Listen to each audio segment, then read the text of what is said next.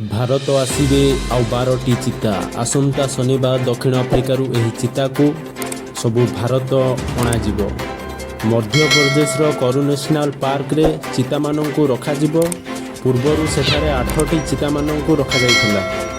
गत वर्ष से चितांकु नाम्बाबियारू अणा जाइथिला। शनिवार आसिबाकु थिबा 12टी चितांक भितरु 7टी अंडीरा एवं 5टी माई रहिचंती।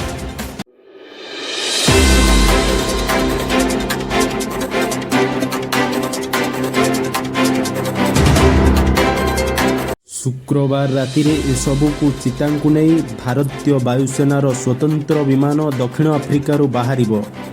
शनिवार सकाळे कूलर एयरफोर्स बेस पहुंचला परे सेठारू 165 किलोमीटर दूर कुनो नेशनल पार्क को हेलिकॉप्टर रे चिता सबू को अणाजिब।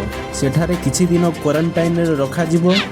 गत वर्ष सेप्टेम्बर 17 तारिख रे निज जन्मदिन अवसर रे प्रधानमंत्री नरेंद्र मोदी सेठारे 8टी चितांकु पुनो नेशनल पार्क रे छाड़ी थिले। ए वर्ष मध्य 12टी चिता आसिबाकु जाउछंती। 12टा भितरु 7टा अंडीरा रहिचंती, 5टी माई चिता रहिचंती। प्रधानमंत्री को कार्य को देश सारा स्वागत जणाइछंती।